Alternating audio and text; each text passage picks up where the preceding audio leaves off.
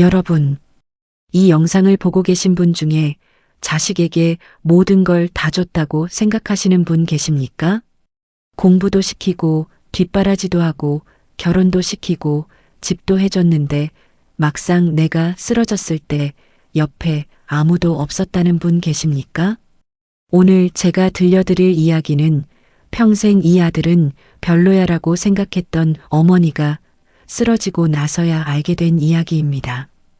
그리고 그걸 알게 된 순간 그 어머니는 이렇게 말했다고 합니다. 내가 평생 잘못 살았구나. 끝까지 보지 않으시면 절대 이 이야기의 진짜 뜻을 모르십니다. 경기도 안성 외곽 낡은 주택가 골목 안쪽에 오래된 집 한 채가 있습니다. 빨간 벽돌로 쌓은 담장이 군데군데 이가 빠져 있고 대문 앞에는 플라스틱 화분 두어 개가 겨울 내내 비어 있습니다. 봄이 돼도 씨앗을 심는 사람이 없습니다. 그 집에 사는 강점순 씨, 올해로 73입니다. 점순 씨는 이 집에서 40년을 살았습니다. 남편이 살아있을 때부터 남편이 먼저 가고 난 후에도 혼자서 이 집을 지켜왔습니다. 식구는 줄었지만 집은 그대로였습니다. 아침마다 6시면 눈이 떠집니다. 억지로 자려고 해도 소용이 없습니다. 몸이 그렇게 길들어 있습니다.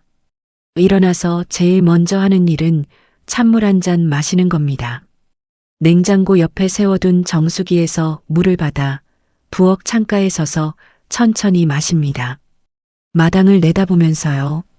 마당에는 아무것도 없습니다. 예전엔 장독대가 있었습니다. 남편이 손수 놓은 돌멩이 화단도 있었습니다. 지금은 다 치웠습니다. 관리하기가 힘드니까요. 나이 드니까 뭐든 줄어드는 게 맞는 것 같기도 합니다. 그런데 말입니다. 마음만은 줄어들지가 않습니다.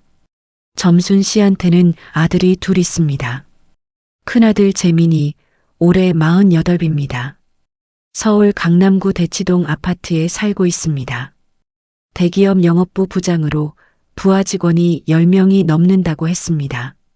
차도 외제차를 탑니다. 점순 씨가 동네 경로당에 가면 꼭 재민이 얘기를 했습니다. 우리 큰아들은요, 대치동에 살거든요. 거기 아파트가 얼마인 줄 아세요? 동네 어르신들이 눈이 커지면 점순 씨는 흐뭇하게 웃었습니다. 작은아들 재현이 올해 45입니다. 수원 권성구 외곽에서 작은 철물점을 운영하고 있습니다. 아파트도 아니고 오래된 빌라에 삽니다. 차는 봉고 트럭 하나입니다. 그 트럭으로 물건도 나르고 가끔 어머니한테 올 때도 그 차를 몬니다. 트럭 냄새가 나는 아들입니다. 점순 씨는 재현이 얘기는 경로당에서 별로 꺼내지 않았습니다. 왜냐고요? 자랑할 게 없다고 생각했으니까요. 남편 강태수 씨가 세상을 뜬 건 재민이가 16, 재현이가 13살 때였습니다. 갑작스러운 교통사고였습니다. 그 시절엔 산재 보험도 변변치 않았고 남겨진 건 이 낡은 집 한 채와 조금 남은 적금뿐이었습니다. 점순 씨는 그때 결심했습니다. 둘 다 제대로 키울 수 없으면 한 명이라도 제대로 키워야 한다. 그 한 명이 재민이었습니다. 재민이는 공부를 잘했습니다. 선생님들도 칭찬했습니다.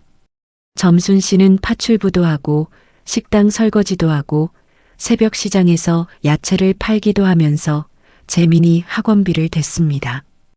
고3 때는 영어 과외까지 붙였습니다. 그 돈이 어디서 났는지는 재현이도 어렴풋이 알고 있었습니다. 재현이 교복이 해지면 어머니는 이렇게 말했습니다. 그냥 입어. 어떻게 2명 다 새로 사니? 재현이는 군말 없이 해진 교복을 입었습니다. 재현이가 고등학교 2학년 때 미술을 하고 싶다고 했습니다. 미술 선생님이 재능이 있다고 했다면서요. 점순 씨는 딱 잘라 말했습니다. 미술? 미술에서 밥 먹고 사는 사람이 몇 명이나 돼. 쓸데없는 소리 하지 마. 재현이는 그날 이후 미술 얘기를 다시는 꺼내지 않았습니다.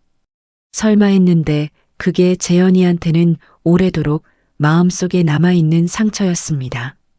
나중에서야 점순 씨는 그걸 알게 됩니다. 재민이는 점순 씨의 기대대로 좋은 대학에 들어갔습니다. 졸업하고 대기업에 입사했습니다. 결혼도 잘했습니다. 아내는 교사 출신이었습니다. 손주가 둘 생겼는데 남자 둘이었습니다. 점순 씨는 그게 또 자랑이었습니다. 딸 낳으면 키우기 힘들다더니 우리 재민이는 아들 둘이야. 반면 재현이는 25세 고등학교 동창과 결혼했습니다. 평범한 여자였습니다. 아이는 딸 하나를 낳았습니다. 직장도 이 직장 저 직장 전전하다가 32살에 철물점을 차렸습니다. 처음엔 남의 가게에서 일하다가 몇 년 뒤에 직접 차린 겁니다. 점순 씨는 철물점 얘기가 나오면 이런 말을 했습니다. 철물점이 뭐야, 철물점이. 요즘 세상에 철물점이 되겠어? 재현이는 그 말을 들을 때마다 아무 대꾸를 하지 않았습니다. 철물점이 잘 됐는지 안 됐는지도 어머니는 굳이 물어보지 않았습니다. 세월이 흘렀습니다. 재민이는 바빠졌습니다. 처음엔 그래도 명절마다 왔습니다. 설 때는 큰 선물 세트를 들고 왔고 추석 때는 아이들도 데리고 왔습니다. 손주들이 할머니한테 세배를 하면 점순 씨는 온 동네에 자랑했습니다. 우리 큰 손자 이번에 학교에서 1등 했다더라. 그게 언제까지 갔냐고요? 재민이가 팀장이 되고 나서부터 슬슬 달라졌습니다. 엄마, 이번 설은 처가에서 먼저 와달라고 해서. 엄마, 이번 추석은 애들 학원이 있어서 길게 있기가 좀 그래요. 엄마, 요즘 회사가 구조조정 중이라 정신이 없어요. 핑계는 언제나 그럴듯했습니다. 점순 씨는 그 핑계를 다 이해했습니다. 이해하려고 했습니다. 재민이가 바쁜 게 맞으니까. 회사에서 열심히 사는 게 맞으니까. 그런데 말입니다. 어느 해 추석, 재민이한테서 연락이 왔습니다. 짧은 문자였습니다. 엄마, 이번 추석은 가족 여행 가요. 아이들 오래 졸라서요. 죄송해요. 다음엔 꼭 갈게요. 점순 씨는 그 문자를 받고 1시간 동안 부엌에 서 있었습니다. 찬물을 2잔 마셨습니다. TV를 켜놨는데 소리가 하나도 귀에 안 들어왔습니다. 그 추석, 점순 씨는 혼자였습니다. 아니, 혼자는 아니었습니다. 재현이가 왔습니다. 그날 아침 일찍 봉고 트럭 소리가 골목에서 들렸습니다. 재현이었습니다. 제철 사과 한 박스에 시장에서 산 전재료 한 봉지, 그리고 어머니가 좋아하는 동태를 들고 왔습니다. 엄마, 나왔어요. 말이 없는 아들이었습니다. 뭘 해드리겠다는 말도 없이 그냥 부엌으로 들어가서 재료를 꺼내기 시작했습니다. 점순 씨가 뭘 하느냐고 하니까 전 부쳐드리려고요. 그게 다였습니다. 재현이가 부엌에서 전을 부치는 동안 점순 씨는 거실에 앉아서 멍하니 있었습니다. TV에서 추석 특집 프로가 나왔습니다. 온 가족이 모여 웃는 장면이 나왔습니다. 점순 씨는 TV를 껐습니다. 그날 재현이는 전을 다 부치고 수도꼭지 하나가 새는 걸 발견해서 혼자 고쳤습니다. 마당에 쌓인 낙엽도 쓸었습니다. 저녁 먹고 나서도 안 갔습니다. 설거지하고 음식 정리하고 밤 10시가 돼서야 일어섰습니다. 엄마, 저 갈게요. 추우면 전기장판 켜고 자요. 점순 씨는 그 말에 고개만 끄덕였습니다. 고맙다는 말을 못했습니다. 왜 못했는지 모르겠습니다. 아마 그게 당연한 것처럼 느껴져서였을 겁니다. 아들이 왔으면 이렇게 해주는 게 당연한 거라고 생각했을 겁니다. 재현이는 뒤도 안 보고 골목으로 사라졌습니다. 봉고 트럭 소리가 멀어지고 집이 다시 조용해졌습니다. 그때는 몰랐습니다. 그 뒷모습이 얼마나 소중한 건지를요. 재민이한테서 이상한 연락이 오기 시작한 건 점순 씨가 이른둘이 되던 해봄이었습니다. 처음엔 별것 아닌 이야기처럼 들렸습니다. 엄마, 나 요즘 투자를 좀 하고 있는데요. 수익률이 꽤 돼요. 엄마도 같이 하시면 어때요? 점순 씨는 귀가 솔깃했습니다. 재민이가 하는 거라면 믿을 수 있었으니까요. 뭔 투자? 상가 같이 사는 건데요. 소액으로 공동 투자하는 방식이에요. 요즘 이게 유행이거든요. 엄마 집 담보로 대출 한 번만 받으면 나머지는 제가 다 관리해요. 그 말에 점순 씨는 잠시 망설였습니다. 집을 담보로 넣는다는 게 좀 걸렸습니다. 집을 왜 담보로 넣어? 그냥 돈으로 하면 안 돼?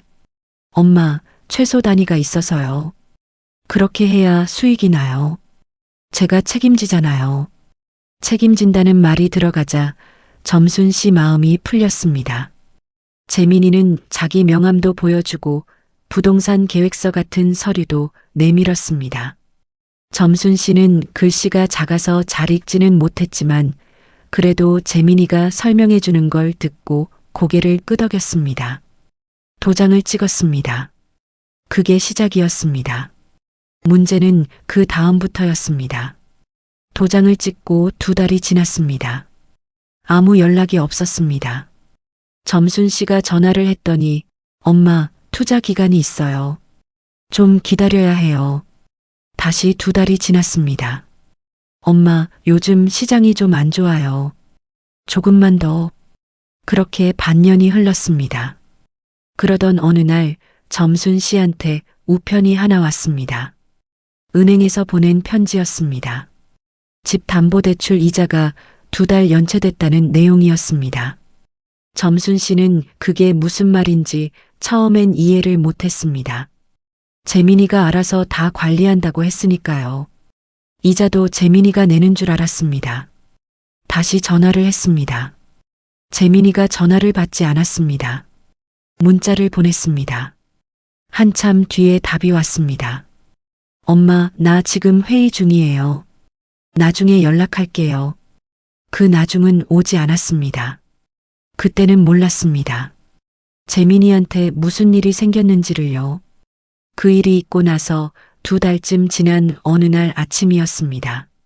점순 씨가 평소처럼 새벽 6시에 눈을 떴습니다. 일어나려고 몸을 돌리는데 갑자기 방이 뱅글뱅글 돌았습니다. 벽을 잡으려고 손을 뻗었는데 손이 말을 듣지 않았습니다. 그대로 방바닥으로 쓰러졌습니다. 한동안 정신이 없었습니다. 소리를 지르려고 했는데 입이 잘 안 열렸습니다. 오른손이 이상하게 느껴졌습니다. 다리도 뭔가 둔한 느낌이었습니다. 얼마나 그렇게 있었는지 모릅니다. 다행히 이웃에 사는 김씨 아주머니가 아침에 문 앞을 지나다가 낌새를 눈치챘습니다. 전날 밤에 대문 불을 꺼야 하는데 안 꺼진 걸 보고 이상하다 싶어서 문을 두드렸습니다. 아무 대답이 없자 담을 넘었습니다. 119가 왔습니다. 뇌졸중이었습니다. 병원에서 보호자 연락처를 물었을 때 점순 씨는 제대로 말을 못했습니다. 겨우 손짓으로 핸드폰을 가리켰습니다. 간호사가 핸드폰을 열어보니 최근 통화 목록에 이름이 2개 보였습니다. 재민이, 재현이. 간호사가 재민이한테 먼저 전화를 했습니다. 받지 않았습니다. 3번 걸었습니다. 받지 않았습니다. 재현이한테 전화를 했습니다. 2번째 신호음에 받았습니다. 여보세요. 안녕하세요. 강점순 씨 보호자분이신가요? 지금 어머니께서 응급실에 오셨는데요. 전화기 저편에서 잠깐 침묵이 흘렀습니다. 지금 바로 갈게요. 재현이는 철물점 셔터를 절반만 내리고 나왔습니다. 앞치마도 그대로였습니다. 봉고 트럭을 몰고 수원에서 안성까지 달렸습니다. 그날따라 길이 많이 막혔습니다. 재현이는 핸들을 꽉 잡고 앞만 보며 달렸습니다. 응급실에 도착했을 때 어머니는 처치를 받고 병실로 옮겨진 직후였습니다. 재현이가 병실에 들어섰습니다. 어머니는 눈을 감고 있었습니다. 침대 위에 얇게 누워있는 어머니를 보는 순간 재현이는 입을 꽉 다물었습니다. 눈물이 나오려는 걸 꾹 참았습니다. 침대 곁에 다가가서 어머니 손을 잡았습니다. 그것뿐이었습니다. 아무 말도 없이 그냥 손을 잡았습니다. 점순 씨는 그 손의 감촉을 느꼈습니다. 의식이 흐릿한 상태였는데도 그 손이 누구 손인지 알 것 같았습니다. 크고 거칠고 따뜻했습니다. 철물점 일을 하면서 생긴 굳은 살이 손바닥에 가득한 손이었습니다. 재민이한테 연락이 온 건 그날 저녁 늦게였습니다. 재현이가 전화를 받았습니다. 야, 엄마 많이 안 좋아? 뇌졸중이야. 오른쪽 팔다리에 마비 왔고 말이 잘 안 나와. 얼마나 걸려? 재현이는 잠시 멈칫했습니다. 재활 시작해야 해. 시간이 좀 걸릴 것 같아. 나 이번 주는 좀 힘들어. 월말이라 거래처 보고가 있어서 다음 주 초에 한번 내려갈게. 재현이는 뭐라고 답하려다가 그냥 말았습니다. 알겠어. 전화를 끊고 재현이는 어머니 침대 옆 보호자 의자에 다시 앉았습니다. 딱딱한 의자였습니다. 등이 아팠지만 상관없었습니다. 어머니 손을 다시 잡았습니다. 그날 밤 재현이는 병원에서 잤습니다. 다음 날도 또 다음 날도요. 재현이가 병원에 눌러 앉은 지 일주일이 지났습니다. 재현이 아내 김선미 씨가 이틀에 한 번씩 밥을 싸들고 왔습니다. 재현이가 병원 밥을 잘 못 먹는다는 걸 알았으니까요. 미역국이랑 된장찌개를 보온 도시락에 담아 버스 타고 왔습니다. 아이는 친정에 맡겨놓고요. 선미 씨가 병실에 들어서면 재현이는 별말 없이 밥을 받았습니다. 선미 씨도 별말이 없었습니다. 두 사람이 조용히 복도 끝 의자에 앉아서 같이 밥을 먹었습니다. 선미 씨가 한 번은 이렇게 말했습니다. 어머니, 괜찮으실 거야. 당신이 여기 있으니까. 재현이는 숟가락을 내려놓고 한참 창밖을 봤습니다. 병원 창밖에는 봄이 시작되고 있었습니다. 나무에 연두빛 잎이 돋아나고 있었습니다. 나 철물점이 좀 걱정이야. 걱정 마. 내가 가서 문 열고 있을게. 당신이 철물점을 어떻게 해? 배우면 되지. 재현이는 웃었습니다. 오래간만에 웃는 얼굴이었습니다. 선미 씨가 실제로 철물점에 나갔습니다. 나사 종류도 모르고 페인트 이름도 몰랐지만 손님이 오면 모른다고 솔직하게 말하고 연락처를 받았습니다. 재현이가 저녁에 전화로 설명해 줬습니다. 그렇게 그 일주일이 갔습니다. 재민이는 오지 않았습니다. 열흘이 지나서야 재민이가 왔습니다. 오후 2시쯤이었습니다. 양복 차림이었습니다. 손에 아무것도 없었습니다. 병실에 들어서면서 인상을 살짝 찌푸렸습니다. 병원 특유의 냄새 때문인 것 같았습니다. 어머, 많이 안 좋아 보이네. 어머니 얼굴을 보며 한 말이었습니다. 점순 씨는 그때 말이 조금씩 돌아오는 중이었습니다. 재민이를 보자 눈물이 핑 돌았습니다. 손을 들려고 했는데 오른손이 잘 안 올라갔습니다. 재민이는 침대 곁에 잠깐 서 있었습니다. 어머니 손을 한번 가볍게 잡았다가 놓았습니다. 그러고는 재현이를 향해 말했습니다. 많이 힘들었겠다. 고생했어. 말은 그럴듯했습니다. 그런데 재민이가 병실에 있는 내내 핸드폰을 2번 봤습니다. 전화가 한 번 오자 복도로 나갔습니다. 들어와서 시계를 봤습니다. 2시간이 채 안 돼서 자리에서 일어섰습니다. 나 오늘 저녁에 거래처 약속이 있어서. 재현아, 병원비 영수증 챙겨놔. 나중에 나눠서 내자.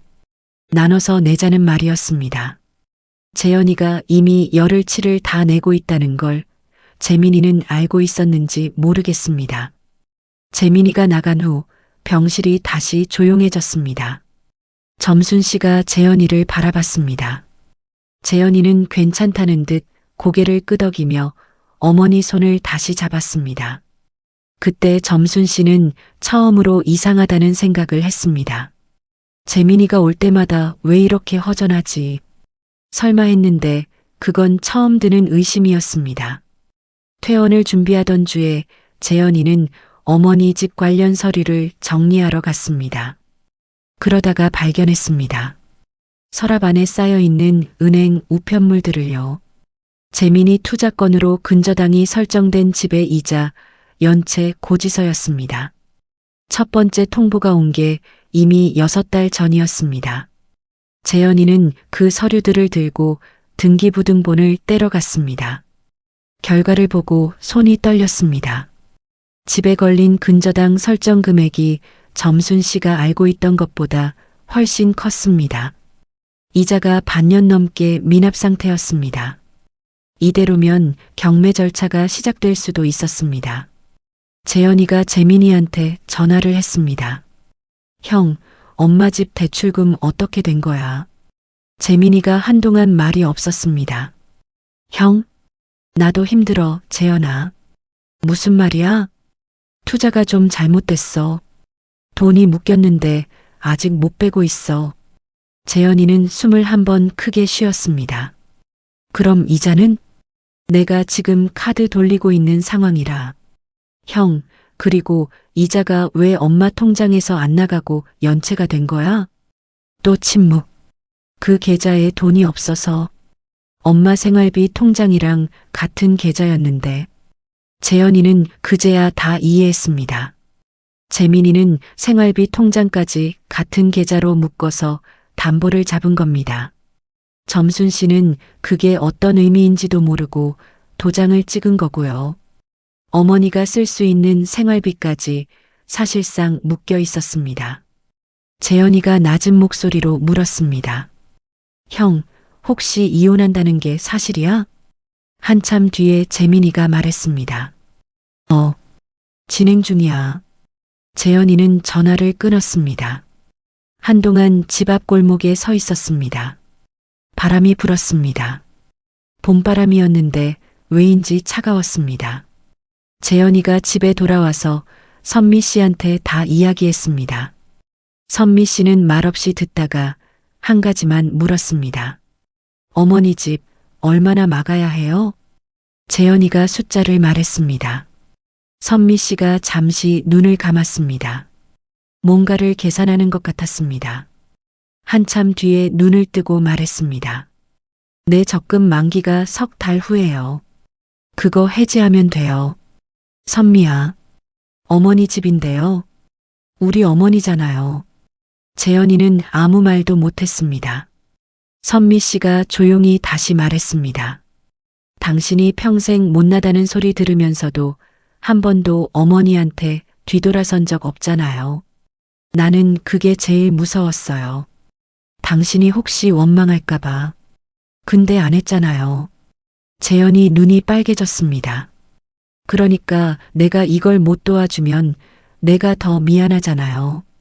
그날 밤 재현이 부부는 오래도록 이야기를 나눴습니다.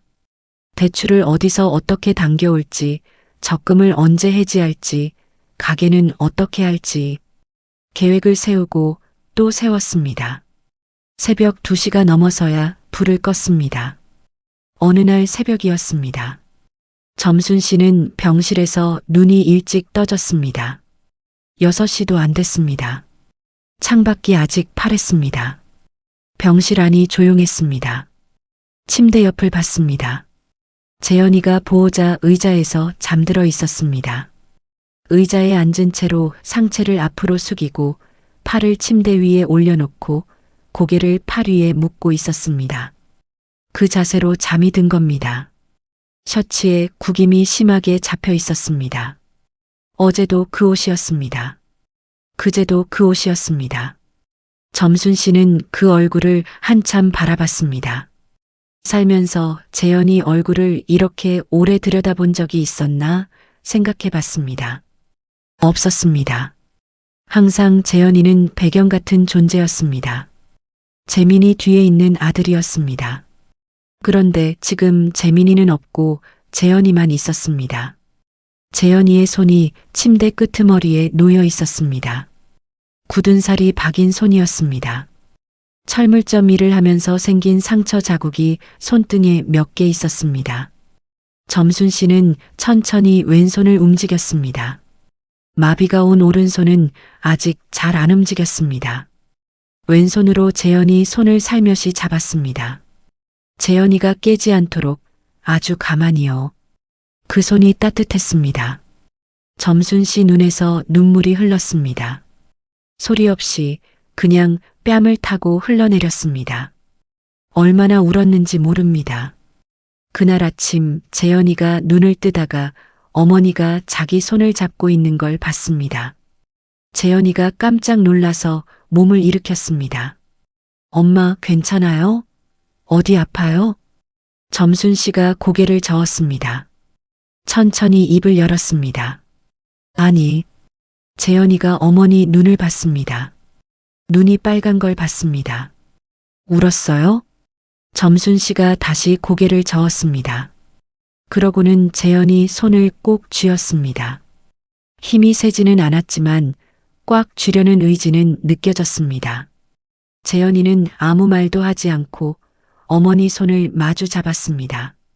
두 사람이 그렇게 한동안 있었습니다. 창밖에 해가 떠오르기 시작했습니다. 병실 안으로 아침 햇빛이 조금씩 들어왔습니다. 퇴원을 이틀 앞두고 간호사 한 명이 재현이를 불렀습니다. 복도 끝에서 조용히 이야기를 했습니다. 보호자분, 드릴 말씀이 있어요. 간호사가 말하기를 점순 씨가 입원해 있는 동안 병실 전화로 여러 번 연락이 왔다고 했습니다. 점순 씨 상태를 묻는 전화였는데 재현이가 아니라 다른 사람이었다고요. 누구요? 성함을 말씀 안 하셨는데 매일 아침 전화하셨어요. 오늘 어떠신지, 밥은 드셨는지. 어제도 오셨어요. 보호자실에서 기다리시다가 어머님이 주무신다고 하니까 그냥 가셨어요. 재현이가 고개를 갸웃했습니다. 누구인지 모르세요? 여자분이셨어요. 50대쯤 되신 것 같고요. 마지막에 오셨을 때 이걸 놓고 가셨어요. 간호사가 봉투 하나를 내밀었습니다. 재현이가 열어봤습니다. 안에 편지가 한 장 있었습니다. 그리고 사진이 하나 있었습니다. 사진 속에는 젊은 날의 점순 씨가 있었습니다. 그리고 옆에 어떤 여자가 있었습니다. 두 사람이 웃고 있었습니다. 뒤에 찍힌 배경을 보니 시장이었습니다. 오래된 재래시장 같았습니다. 편지를 읽었습니다. 점순 언니 나야. 박복순이야. 언니가 아프다는 거 나중에 알았어. 미안해. 내가 먼저 찾아갔어야 했는데. 건강해져. 나 아직 안성살아. 언니 퇴원하면 나한테 전화해줘. 밥 한번 같이 먹자. 오래됐잖아. 재현이는 편지를 접었습니다. 어머니한테 이런 친구가 있었다는 걸 재현이는 몰랐습니다. 나중에 어머니한테 그 이야기를 했을 때 점순 씨 얼굴이 달라졌습니다. 복순이가? 응. 복순이가 왔었어? 매일 전화하고 오셨다가 엄마 자니까 그냥 가셨대요. 점순 씨가 눈을 감았습니다. 입술이 살짝 떨렸습니다. 박복순 씨는 젊은 날 점순 씨가 시장에서 야채 팔 때 옆자리에 있던 친구였습니다. 둘 다 남편을 일찍 여의고 아이들 키우느라 같이 고생하던 사이였습니다. 그러다가 서로 바빠지면서 연락이 끊겼습니다. 벌써 10년도 넘었습니다. 그 친구가 아무 말 없이 매일 전화를 하고 왔다가 갔습니다. 점순 씨는 한참 동안 아무 말이 없었습니다. 그러다가 재현이한테 말했습니다. 재현아, 복순이한테 전화해줘. 퇴원하면 밥 먹자고. 재현이가 고개를 끄덕였습니다. 퇴원하는 날이었습니다. 재현이가 어머니 짐을 싸고 있었습니다. 선미 씨도 왔습니다. 병실 정리를 같이 했습니다. 점순 씨가 침대에 걸터 앉아서 재현이 등을 바라봤습니다. 짐을 싸는 뒷모습이었습니다. 재현아. 재현이가 돌아봤습니다. 응. 점순 씨가 말을 이으려다가 멈췄습니다. 입을 열었다가 닫았다가 했습니다. 뇌졸중 이후로 말이 금방 나오지 않는 때가 있었습니다. 그런데 이건 말이 안 나오는 게 아니었습니다. 어떻게 말해야 할지 몰라서 막히는 거였습니다. 재현이가 가까이 다가왔습니다. 엄마, 왜요? 점순 씨가 재현이 손을 잡았습니다. 나 재현이한테 잘못했다. 재현이가 아무 말도 하지 않았습니다. 평생 네가 못난 줄 알았다. 형 그늘에 있는 애인 줄 알았어. 그런데 점순 씨 목소리가 잠겼습니다. 내가 못난 거였어. 엄마가 못났어. 재현이가 눈을 돌렸습니다. 창밖을 보면서 눈물이 흐르는 걸 억눌렀습니다. 엄마가 항상 재민이만 봤지. 그러면서 너한테 미안한 줄도 몰랐어. 그게 제일 부끄럽다. 재현이가 깊게 숨을 들이쉬었습니다. 그러고는 어머니를 바라봤습니다. 엄마, 그런 말 안 해도 돼요. 아니, 해야 해. 엄마. 재현아, 나 그 미술 얘기 그때 내가 했던 미술 얘기 아직 기억해? 재현이가 굳었습니다. 기억해. 그때 왜 하지 말라고 했는지 알아? 돈이 없어서가 아니었어. 무서웠어. 내가 나중에 잘 못 살면 어떡하나 무서웠던 거야. 근데 그걸 제대로 말 못하고 그냥 안 된다고 했어. 그게 잘못됐어. 재현이 눈에서 눈물 한 방울이 떨어졌습니다. 그걸 보고 점순 씨도 울었습니다. 두 사람이 같이 울었습니다. 선미 씨는 짐 정리를 하는 척하면서 창가 쪽으로 돌아서 있었습니다. 선미 씨도 눈물을 닦고 있었습니다. 한참 뒤에 재현이가 어머니 등을 가볍게 두드렸습니다. 엄마, 나 괜찮아요. 철물점도 잘 돼요. 아내도 좋고 딸내미도 예뻐요. 나 잘 살고 있어요. 점순 씨가 고개를 끄덕였습니다. 알아. 이제. 재민이는 그 뒤로 두 번 더 연락이 왔습니다. 한 번은 이혼이 마무리됐다는 소식이었습니다. 또 한 번은 회사에서 명예퇴직 권고를 받았다는 이야기였습니다. 목소리가 낮고 무너진 것 같았습니다. 재현이는 전화를 받고 조용히 들었습니다. 재민이가 말했습니다. 재현아, 나 좀 도와줘. 재현이는 잠시 침묵했습니다. 형, 지금 어디야? 서울. 내려올 수 있어? 재민이가 며칠 뒤에 내려왔습니다. 이번엔 정말 빈손이었습니다. 외제차도 없었습니다. 버스를 타고 왔습니다. 양복도 아니었습니다. 오래된 바람막이를 입고 있었습니다. 얼굴이 많이 상해 있었습니다. 재현이가 재민이를 어머니 집으로 데려갔습니다. 점순 씨가 재민이를 봤습니다. 재민이는 문 앞에 서서 어머니를 바라봤습니다. 한참 말이 없었습니다. 그러다가 고개를 숙였습니다. 엄마, 미안해요. 점순 씨도 한참 재민이를 봤습니다. 잘났던 아들이었습니다. 항상 빳빳하던 아들이 이렇게 보였습니다. 점순 씨가 천천히 말했습니다. 들어와. 그게 다였습니다. 욕도 없었습니다. 원망도 없었습니다. 그냥 들어오라고 했습니다. 저녁에 재현이가 밥을 차렸습니다. 세 사람이 밥상에 앉았습니다.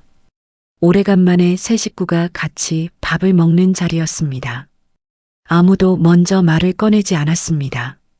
그냥 같이 먹었습니다. 그게 그날 가장 필요한 것이었습니다. 퇴원하고 한 달이 지났습니다.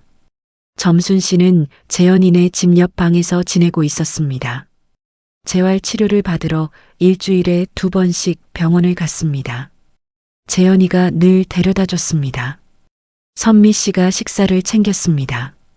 손녀 은지는 할머니 옆에서 숙제를 했습니다. 어느 날 저녁 점순 씨가 재현이에게 물었습니다. 재현아, 나 한 가지만 물어봐도 되냐? 응. 너는 왜 항상 왔어? 내가 맨날 재민이만 챙겼는데. 왜 명절마다 혼자 왔어? 왜 병원에 눌러 앉아 있었어?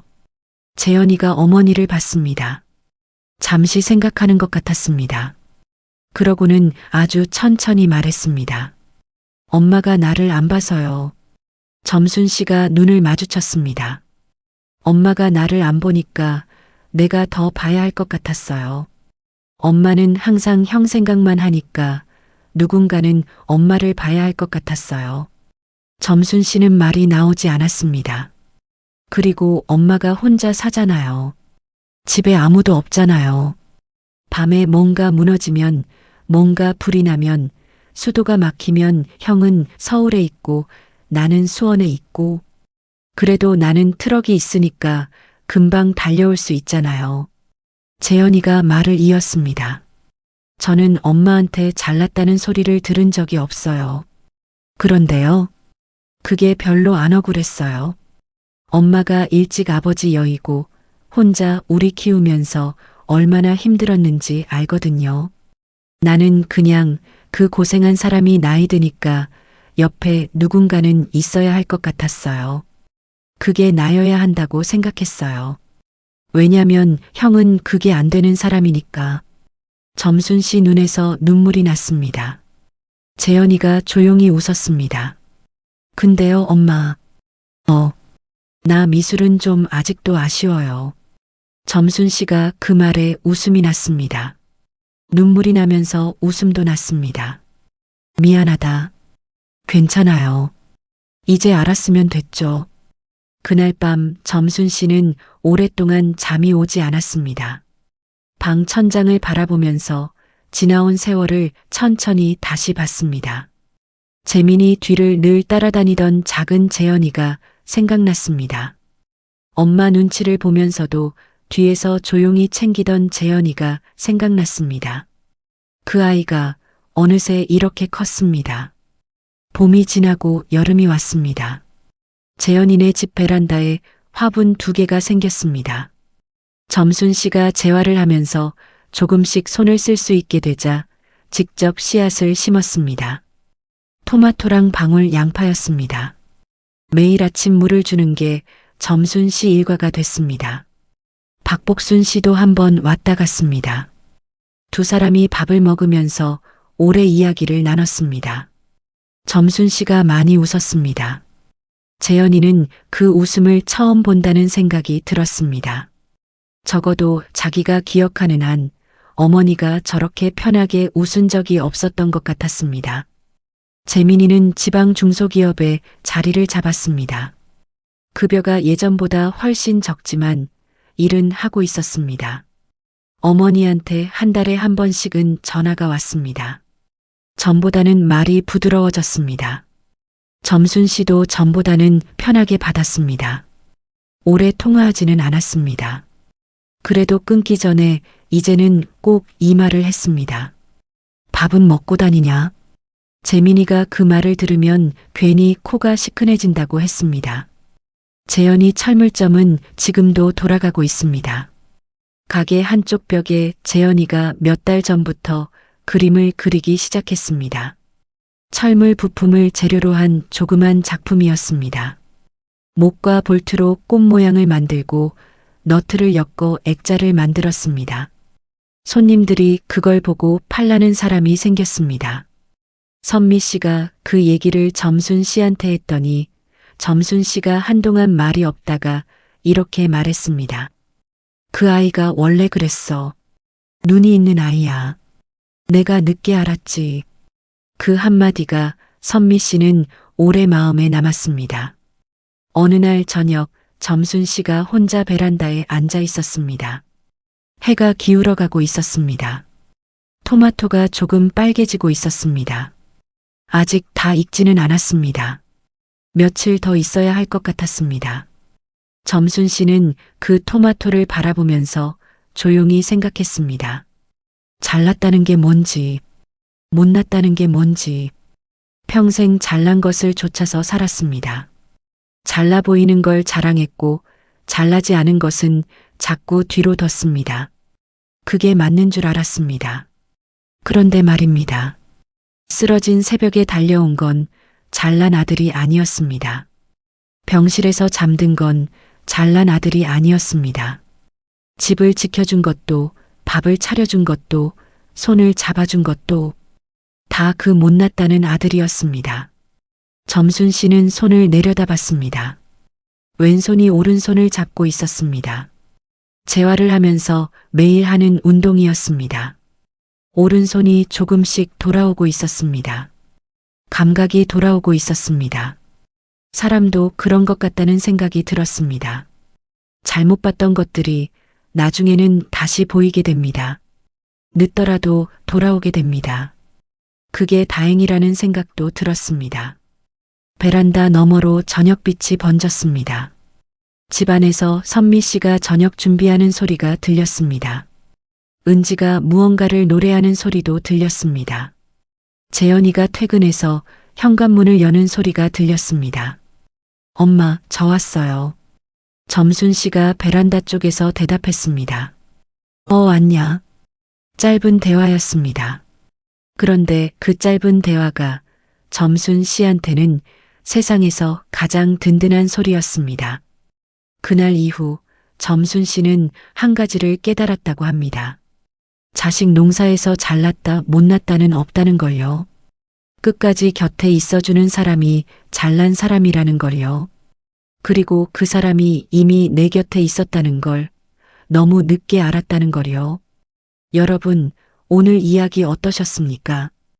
혹시 지금 당신 곁에 말없이 있어주는 사람이 있지는 않습니까? 그 사람한테 오늘 고맙다는 말 한마디 해보시겠습니까?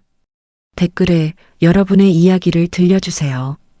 다음 이야기도 함께 하겠습니다.